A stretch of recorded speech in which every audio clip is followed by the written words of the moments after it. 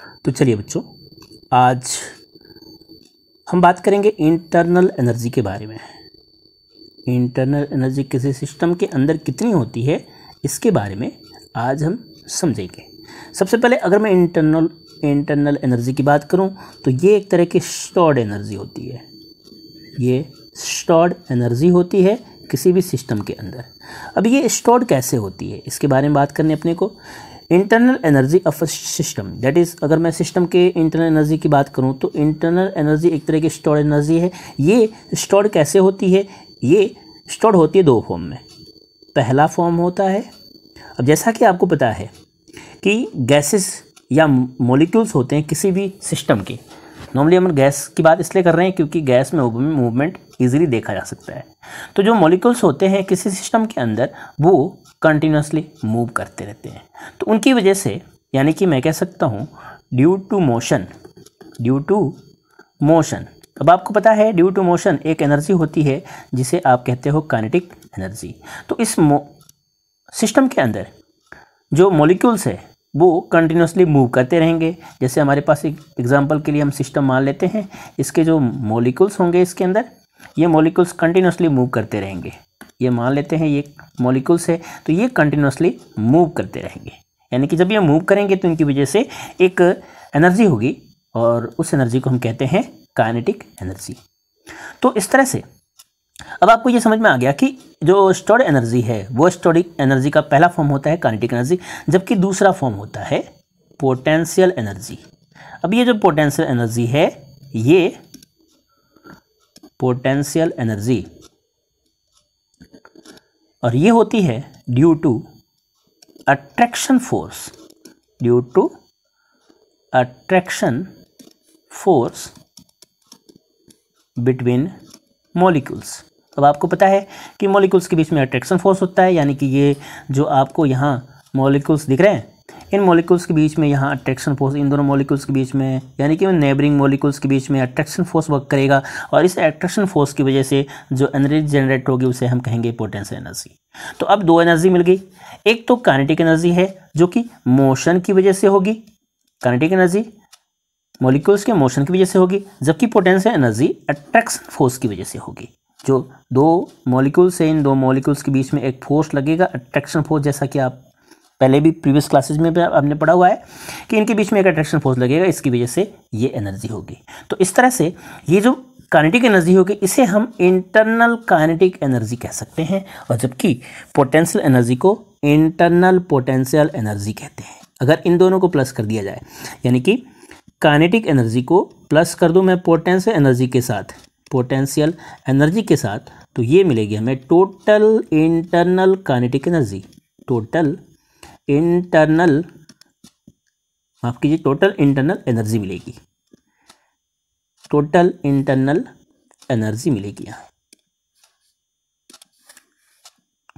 Total internal energy. तो इस तरह से जो टोटल इंटरनल एनर्जी होगी, यानी कि मैं इसे यू लिख सकता हूँ टोटल इंटरनल एनर्जी को, ये हो जाएंगे काइनेटिक एनर्जी, ये इंटरनल काइनेटिक एनर्जी है, प्लस इंटरनल पोटेंशियल एनर्जी, इन दोनों को प्लस कर दिया जाए तो ये इक्वल हो जाएंगे टोटल काइनेटिक एनर्जी के।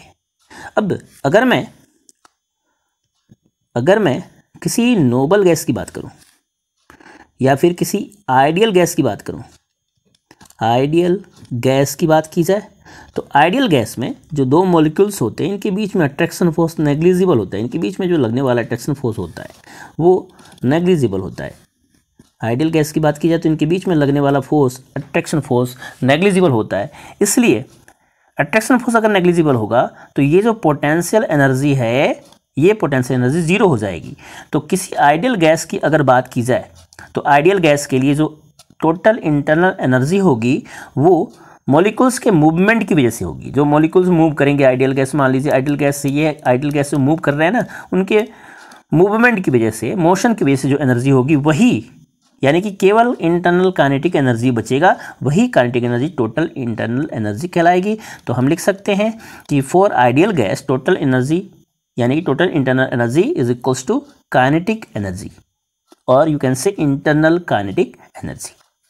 अब हमें इसके बारे में जानना है कि टेम्परेचर अगर हम इंक्रीज करते हैं तो इंटरनल एनर्जी पे क्या फ़र्क पड़ता है। अगर मैं हीट दूं तो इसके हीट की वजह से इंटरनल एनर्जी पे क्या फ़र्क पड़ेगा। चलिए आगे हम पढ़ते हैं। मान लीजिए यहाँ कोई एक सिस्टम है, हमने एक सिस्टम कंसिडर किया, एक कोई भी सिस्टम है, और इस सिस्टम में सिस्टम के ये पार्टिकल्स आपको दिख रहे हैं, ये पार्टिकल्स है सिस्टम के, ये पार्टिकल्स है। अगर हम इसे बाहर के सोर्स से हीट देते हैं, अगर हम इसे बाहर के सोर्स से इसे हीट देते हैं, तो हीट देने से ये जितने भी मॉलिक्यूल्स हैं, इन मॉलिक्यूल्स की जो पहले से स्टोर्ड एनर्जी है, उस स्टोर्ड एनर्जी में इजाफा हो जाएगा, यानी कि इसकी एनर्जी बढ़ जाएगी। अब आपको पता है कि इनके अंदर जो स्टोर्ड एनर्जी है वो है U equals to kinetic energy plus potential energy. बच्चों आपको ये ध्यान रखना है कि इस हीट की वजह से काइनेटिक एनर्जी, यानी कि काइनेटिक एनर्जी का फॉर्मूला आपको पता है mv² होता है, यानी कि हीट की वजह से वेलोसिटी इंक्रीज हो जाएगी, that means kinetic energy increase होगी। बट अगर मैं पोटेंशियल एनर्जी की बात करूं तो पोटेंशियल एनर्जी के लिए हम कह सकते हैं कि जो अट्रैक्शन फोर्स लग रहा है, वो अट्रैक्शन फोर्स की बात की जाए तो वो अट्रैक्शन फोर्स वीक हो जाएगा।